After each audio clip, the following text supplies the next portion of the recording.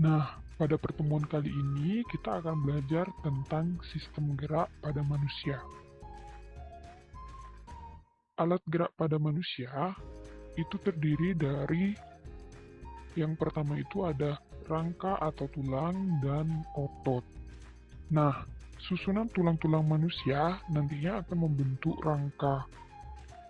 Tulang atau rangka ini disebut dengan alat gerak pasif karena tidak dapat bekerja sendiri. Sedangkan otot merupakan alat gerak aktif. Jadi, antara rangka dan otot itu saling bekerja sama untuk melakukan suatu gerak. Nah, yang pertama itu ada rangka. Nah, rangka ini memiliki banyak sekali fungsi ya. Nah, fungsinya itu yang pertama menentukan bentuk tubuh. Yang kedua, menguatkan dan menegakkan tubuh. Yang ketiga, tempat melekatnya otot-otot. Yang keempat, melindungi organ-organ penting pada tubuh seperti jantung, paru-paru, ginjal, lambung, dan lain sebagainya. Kemudian, yang berikutnya itu adalah menghasilkan sel-sel darah merah. Nah, itu fungsi dari rangka. Nah, selanjutnya kita akan belajar tentang bagian-bagian rangka pada manusia. Nah, di sini Ibu sudah memiliki gambar rangka manusia ya yang kurang lebih seperti rangka kita semua. Jadi, rangka kita itu seperti ini ya. Nah, jadi bagian-bagian rangka itu dibagi menjadi beberapa bagian. Yang pertama, dari kepala hingga dagu itu disebut dengan rangka kepala. Kemudian, bagian ini disebut dengan rangka badan. Kemudian, bagian ini disebut dengan rangka anggota gerak atas. Kemudian, ini disebut dengan rangka anggota gerak bawah. Nah, inilah bagian-bagian dari rangka. Kemudian kita masuk ke rangka kepala atau tengkorak. Nah, di sini sudah ada gambar rangka kepala atau tengkorak manusia, di mana semua bagian-bagian ini memiliki namanya masing-masing. Yang pertama itu, kalian perhatikan tanda panahnya, yang ini atau yang ini itu disebut dengan tulang dahi. Kemudian, tulang ini disebut dengan tulang hidung. Kemudian, tulang ini itu disebut dengan tulang rahang atas.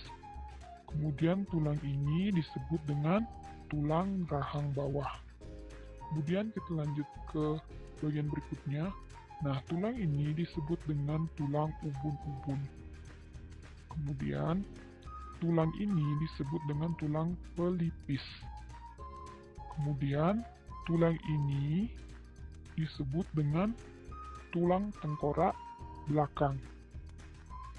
Nah, itu bagian-bagian dari rangka kepala atau tengkorak. Kemudian kita masuk ke yang berikutnya, itu adalah rangka badan. Nah, di sini Ibu sudah memiliki gambar rangka badan dari manusia, rangka badan kita semua. Nah, adapun bagian-bagian atau nama-nama tulangnya itu adalah yang pertama. Nah, di sini ada tulang seperti ini, itu namanya tulang selangka. Nah, tulang berikutnya itu ada yang bagian ini, bagian gelap ini, namanya itu adalah tulang belikat. Nah, berikutnya, pada bagian depan itu ada tulang dada. Berikutnya, ada tulang belakang. Berikutnya, ada tulang panggul. Ini namanya sepasang tulang panggul. Kemudian ada tulang kemaluan. Kemudian ada tulang duduk. Nah, ini merupakan tulang rusuk. Jadi tulang rusuk ini ada bagian-bagiannya lagi. Nah, dari sini sampai di sini itu disebut dengan tulang rusuk sejati. Kenapa disebut dengan tulang rusuk sejati? Karena melekat pada tulang dada dan tulang belakang. Kemudian, berikutnya, dari tulang nomor ini sampai di sini itu disebut dengan tulang rusuk palsu. Kenapa disebut dengan tulang rusuk palsu? Karena tulang rusuk tersebut melekat pada tulang dada, namun tidak melekat pada tulang belakang. Nah, berikutnya, tulang-tulang ini disebut dengan tulang rusuk melayang. Kenapa disebut dengan tulang rusuk melayang? Karena tulang rusuk yang bagian belakangnya melekat pada tulang belakang dan di depannya tidak melekat dengan apapun. Berikutnya, nah di sini Putri D sudah memiliki bagian ruas-ruas dari tulang belakang. Nah, adapun bagian-bagiannya yaitu ada 7 buah ruas tulang leher, kemudian ada 12 ruas tulang punggung, kemudian ada 5 ruas tulang pinggang, kemudian ada 5 ruas tulang selangkang, dan yang terakhir itu ada 4 ruas tulang ekor. Nah, jadi lagi sekali Ibu tekankan, perbedaan dari rusuk sejati, rusuk palsu, dan rusuk melayang itu adalah, nah yang pertama itu rusuk sejati. Kenapa disebut dengan rusuk sejati? Karena rusuk yang bagian belakangnya itu melekat pada tulang punggung dan bagian depannya menempel pada tulang dada. Nah, jika rusuk palsu, kenapa disebut dengan rusuk palsu? Karena tulang rusuk yang bagian belakangnya melekat pada tulang belakang dan di depannya itu menempel sesama tulang rusuk, tidak menempel pada tulang dada.